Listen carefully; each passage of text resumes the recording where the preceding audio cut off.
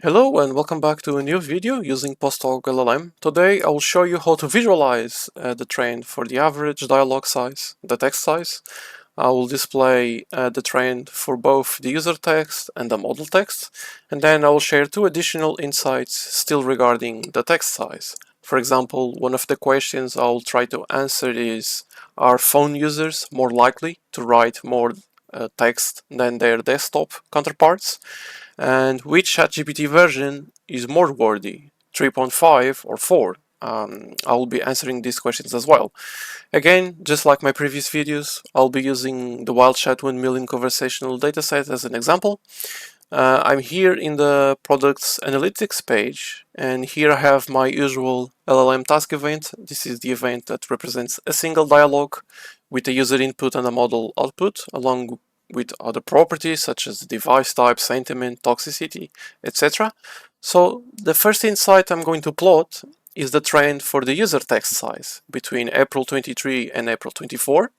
And to calculate it, I'm going to split the words by white spaces and count the number of words and calculate the average size for all users, for all user texts. And to do that, I'll use HogQL expressions. HogQL is basically a query language used by the ClickHouse database to access and manage the data, and it contains a lot of built-in functions, so it will really help me to calculate the text size. So I will paste this expression here, and this is the expression to calculate the text size for the user texts. This might seem a big expression, but it's really simple. All I'm doing is accessing for each dialog, for each LLM task event, the user input using the properties.llm input string. You will notice also that I'm using a concatenation function as well, just in case there is an empty string in the user text. And then I split each user text by white spaces. So this will return me an array. I calculate the size of that array, and then I calculate the average. So I'll hit update. And so here below you see the trend for the user text size.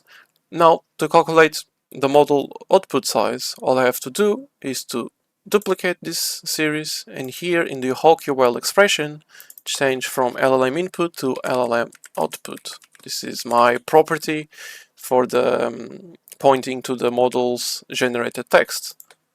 So now I have two trends, and both lines show an increase over time, meaning the texts are getting longer, so the dialogues are getting longer. With the exception of January, the model text is usually longer than user texts. So I can go inside the January data point and see a user with a long dialogue. So here at the top it contains users with larger texts. So I'll open up one, for example, this one. And this user, let's see, this user seems to contain an extremely large dialogue. Okay, it's really large. Okay, that's one example. Now I'll share two more insights. One is about which group on average has longer texts, phone users or desktop users. To explore that, I'll remove the model series and add a breakdown. Before that, I will change this to a bar graph.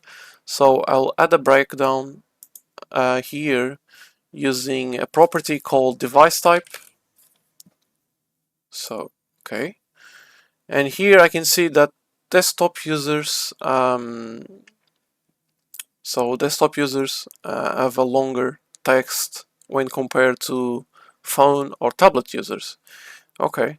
Finally, for the last insight, my last question is which ChatGPT model is more worthy? So I will change the series here again in the HogQL expression from LLM input to LLM output. I'll hit update. And here the breakdown, I will change the breakdown. Instead of device type, I'll write model. There is a model property I have here. So calculate for the model. And here I have notice all the ChatGPT 4 versions are all sitting at the top, first three, and while 3.5 versions are at the lower end of the graph. So ChatGPT seems to write more on average than ChatGPT 3.5 does.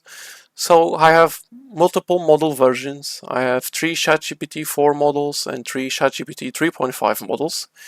What if I want to see only 2 models, either GPT-4 or GPT 3.5? Well, I can use another HogQL expression, and I will quickly show you.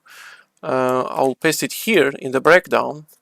I'll go here to the HogQL and let me paste it. So all this expression does is to look up for the GPT-4 string in the properties.model property. If it exists, then all properties with GPT-4 will be grouped with the string GPT-4. Else, it will be grouped with the string GPT 3.5. So if I update this, you'll see now that I have only 2 models. Very simple. And that's it for this video. I hope you liked it and found it interesting. Like and subscribe, and see you in the next one. See ya.